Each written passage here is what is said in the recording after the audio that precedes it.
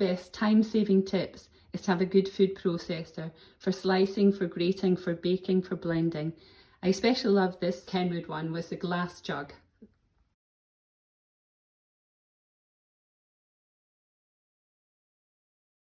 So when you're doing something that's known as dry fermenting, which is just grating the vegetables, it's good for cabbage, carrots, radish, that sort of thing.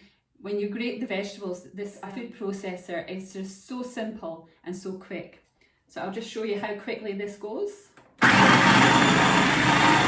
as you can see, it literally takes seconds. And then after that, you put it into a bowl, and then you put 2% of salt per weight. So if you've got 500 grams, that's 10 grams of salt. If you've got a kilogram, then that's 20 grams. Cabbage is also super simple in the food processor, but it's important to keep a couple of outer leaves aside, because these will cover the top of the fermented vegetables. So now I actually have half a kilogram of grated vegetables, and as we're dry fermenting, I need to have 10 grams of salt, and I like to use pink Himalaya salt. You can't use table salt because it has chemicals added. You can also use sea salt, and so you just add 10 grams of salt, like so. And then all you do is massage it.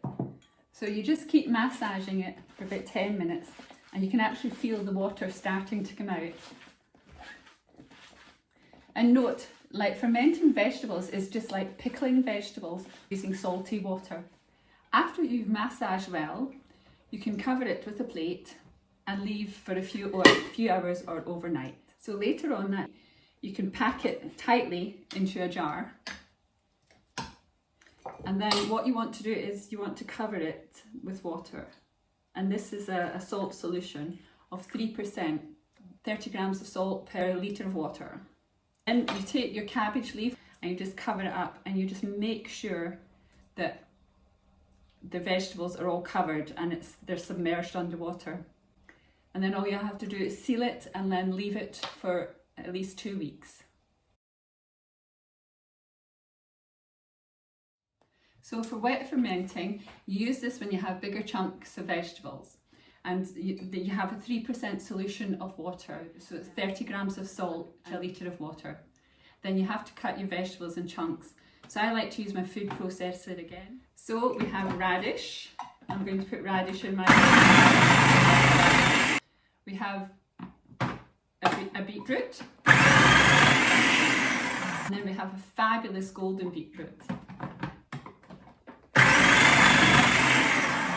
And so you can see how quick and easy this all is. You have your beetroot nicely sliced in little chunks. Making fermenting vegetables fun. Fermenting is actually just pickling in salty water, but they create probiotics, which are super good for you, and they're super tasty. Nosh rocks, be your most amazing self, a nutrient-rich food. To add a little bit of fun, and especially if you're working with children, is to make fabulous shapes. So you can have stars. So we have lovely pink stars, wow. So yellow stars from the golden beetroot, and hearts. Just making fermented veg fun. Making into hearts and stars. Fun for the adults, fun for the children. The next stage is to fill your jar. But before you need to fill your jar, you need to sterilise it. So you can sterilise it by adding boiling water. But remember to put a spoon in, because otherwise it's likely to crack. Afterwards, you can dry it off in the oven.